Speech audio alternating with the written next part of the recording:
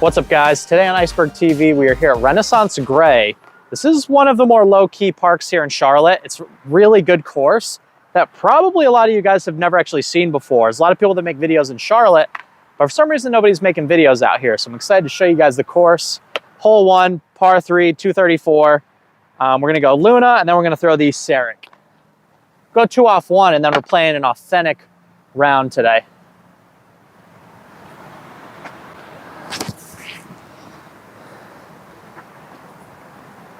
Yep, loving the Luna. Now we've got Latitude 64 overmold Seric.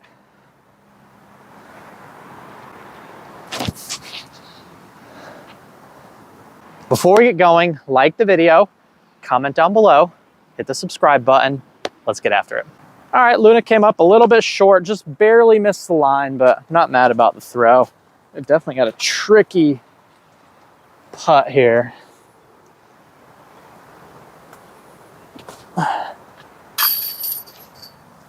Drops an absolute bomb on hole 1. Finally dialing in the pixel. Hole 2, 360-foot par 3, very uphill. We're going with a new addition to the bag. We got the Prototype Destroyer. I mean, this is an absolute full pump for me to even get into C2. Oh, it's slippery tee pad. That's really bad. Gonna have to try and chip our way up for par.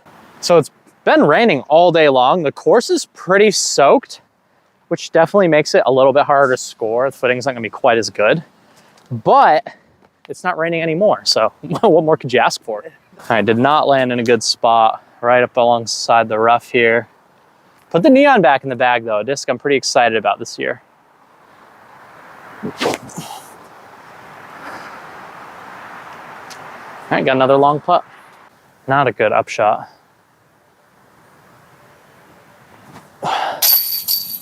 I might be cracked on the greens today though. It's a good start. Hole 3 is an absolute doozy. It's not the silver basket here, the white basket, it's the gold one up on the hill there. Between the silver and the gold is an absolute gorge. And if you go down there, it's almost impossible to get the birdie. I'm gonna try out this Kristen Tatar Grace. No. That's not good. I do that every time on this hole. All right, actual worst case scenario off the tee. I've got the criminal in hand here.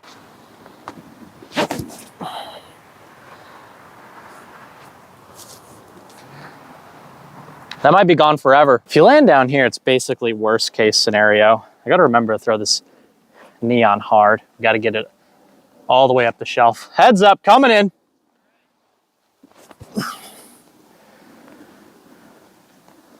All right. Good thing my putter's feeling good today or we'd be in trouble. Let's back down to even par. Hole 4 is about a 450-foot par 4. It's got a pretty complex shape to it. It's a bit of an S turn. I'm gonna go stig off the tee, just trying to put it up high, get it to fade left as far as we can go.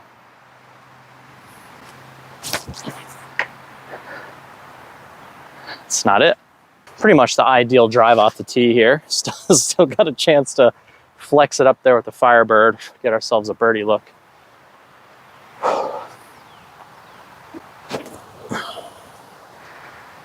Best shot of my life. And that's putting. Let's go. All right, I've got a nearly impossible putt here, but good news after the second shot, worst case is par.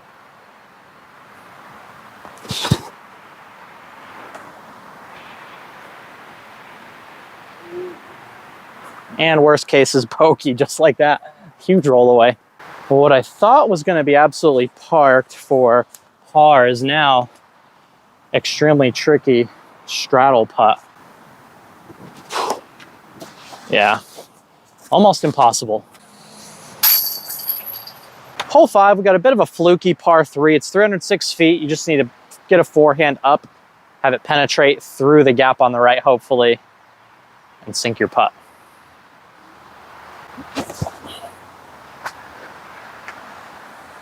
All right, we're doing really well at putting ourselves in horrible spots today. Back to the neon, just to get through this gap and down the hill.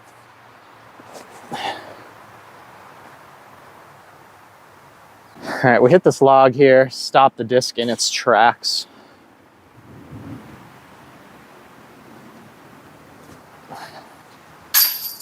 I'm disgusting at putting, but I'm trash at everything else today. All right, the key to being good at disc golf is you hit first available, lay up to 80 feet, and then knock down the 80-foot death putt. That's how you play.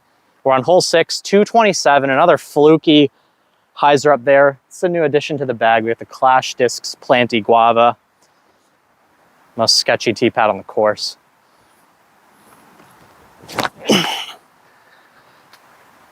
Honestly, just getting it up there, I'm happy with. Might as well just jump putt. Gonna have to remember to go fairway driver on this hole next time. Don't have a great putt, just gonna try and lay up to 20 feet again. Or just park it. All right, that's exactly what the neon is designed for. It's designed to stop. Loft Discs Neon, I think these just came out. Good Frisbee. All right, I've got you guys strategically aligned where you can just barely see the white and yellow band over there. 257-foot par 3, you can try and flip up the Luna. Oh, I flipped it up, but not quite enough. It's gonna be a long comeback or back up the hill. The other day at Hornet's Nest, I was unable to find my Latitude 64 Royal Strive. I mean, it was absolutely beat into perfection. Didn't write my name on it, didn't put my number on it. Probably never gonna see it again. So I'm definitely kind of struggling on particularly those longer holes that we've already played. All of those holes for me would be Strive holes. And I put that prototype destroyer in its place. Man, that Strive, if you guys have been watching the channel, you know that thing flips up to perfection, like exactly perfect to my arm speed. So it's definitely one that's gonna be very well missed. And I also lost my orange Sidewinder the other day that also was just perfect disc for my arm speed. So those are two critical slots that I throw a lot that I no longer have in the bag, and that I just need to replace them and get the same thing again. But it's a pretty sad day to lose both those discs. I absolutely blasted it, like 100 feet long.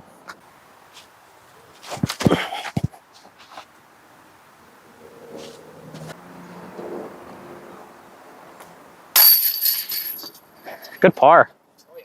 Hole 8 is another really fluky one. It's 245. The basket's basically straight that way. I never know if it's a forehand or a backhand. We're gonna try out the Sexton Firebird Spike hyzer. Oh, right on the bridge, perfect. So the fairway that I've successfully missed is up that way where the stairs go, but I'm on the bridge here, so I need to go just over Grant's head over there. I'm gonna go with the Zinger and hyzer, try and just get an uphill look here.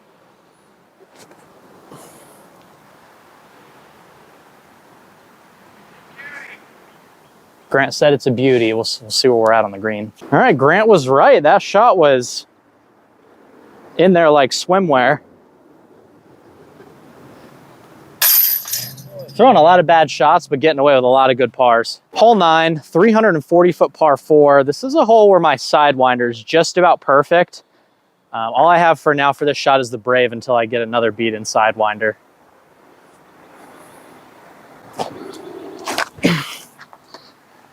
That's pretty darn good, actually. The Sidewinder is gonna get a bit more push, but I am gonna have a circle 2 look at birdie, which on this hole is pretty good. All right, we finally have got ourselves a nice birdie putt. One of our better tee shots of the day. Difficult uphill putt. We're gonna aim right at the 9. Oh, just a little short. Hole 8, about 320-foot par 3. We're gonna try out this Planty Guava. It's pretty stable. This hole plays slightly farther than you think, so we're gonna go with a flex line here.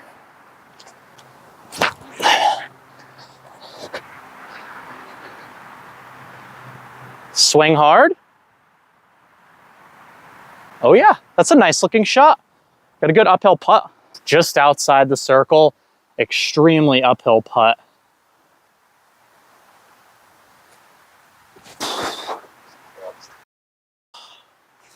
Such a good try. That's such a tricky putt. Grant for the highlight reel. Oh! Yeah! Quick front 9 recap, front 10, wherever we are, we're on hole 11 now. Got another new addition to the bag here. We got the Latitude 64 Zion. Latitude 64 is one of their best overmold discs.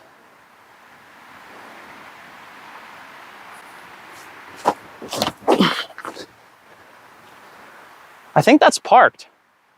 Might be short, we'll see. I like the line. All right, I got a blind putt here. Landed very short.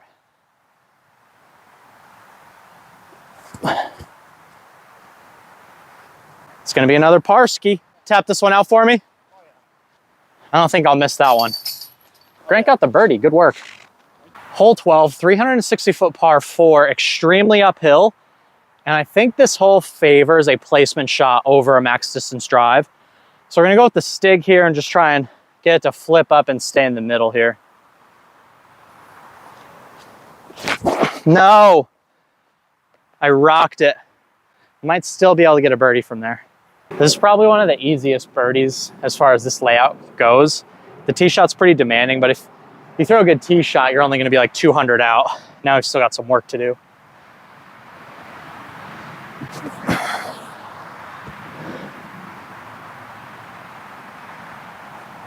It's gonna be a birdie putt. After a miraculous second shot, shout out to Papa Nate. With a few more birdie holes to go, there's a couple holes that I think I can still get. None of them are super easy, but if we could stay under par today, that would be actually a win with how bad we threw on the front 9.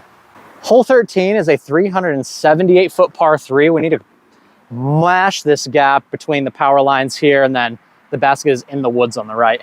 Very specific gap to hit if you want to look at birdie. I think that should be it. Might be short.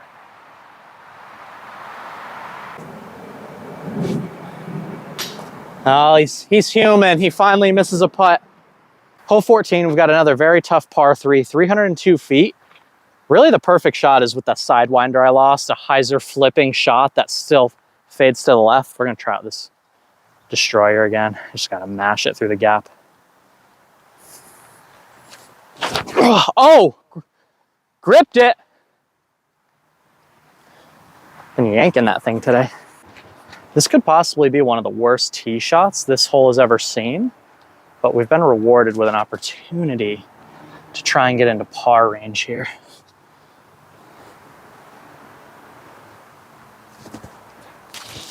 Oh wow, the neon was not stable at all there. Now we actually have a pretty big right to left here. This is an absolute death putt. I know this isn't even a tournament round, but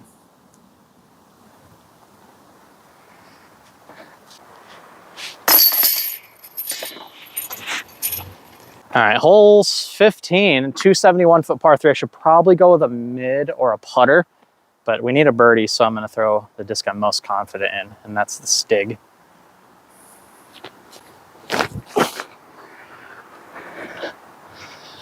Oh, we're gonna have a tricky putt here. Well, we put the Stig right in the water, but thankfully we've got waterproof shoes, which you can save money on in the description down below. Without waterproof shoes, this would be unputtable.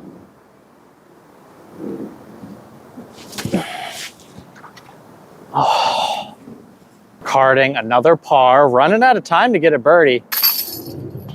I would say that's probably was our best birdie opportunity. Now we're actually gonna have to throw a really good shot to get a birdie. This is probably my least favorite hole in the course, hole 16. It's only 211 feet, but it is like the most awkward hole I've ever played. The only shot is the spike hyzer, just gotta commit to it.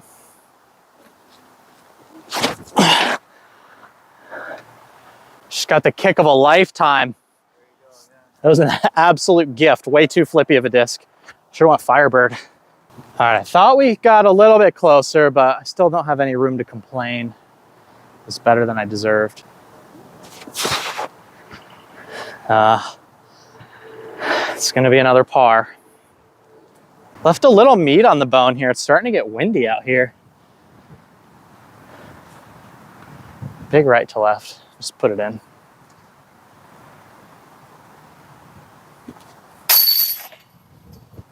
Pixels are working today. Nothing else is working, but the Electron Soft Pixel is working overtime today. Hole 17, 315 foot, par 3. We're gonna go back to the Destroyer, but backhand drives are not working, so we're gonna try and just put a Spike Hyzer in there.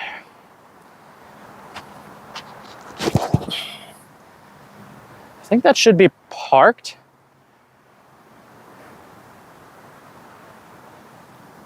All right, hopefully that's the birdie we need to put this thing away, but I feel good about that shot. All right, came up a little bit shorter than I thought. We left a little meat on the bone here. Should still make it, but nothing's guaranteed.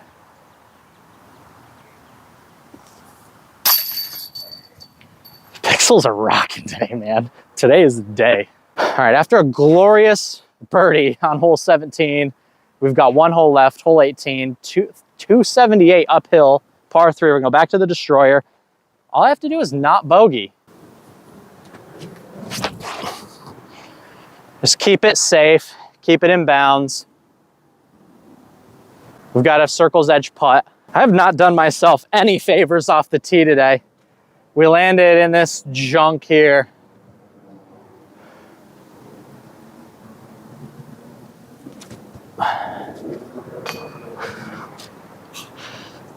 Dude, I'm a monster with the Pixel though. I'm a monster with the Pixel, let's go. I did not throw the disc very well today, but the upshots and the putting were absolutely on point. Not gonna make any excuses for myself. I just didn't throw the disc very well today. I had a really fun time playing today. The Pixel was definitely the MVP, and I'm definitely starting to really enjoy putting with the Pixel. I don't like the feel of the Electron Soft as much as I do the Firm, but I found myself consistently making more putts with the Soft Pixel. So I'm probably gonna grab a few more of these guys, just so I have something more consistent to continue practicing with. And if you haven't checked one out yet, check out the Berg Sport V4. These minty green ones are available. You can click the link in the description below and use my discount code. It's down there as well. You can save yourself 20% on the bag. We'll see you guys in the next video. You're watching Iceberg TV, and take care.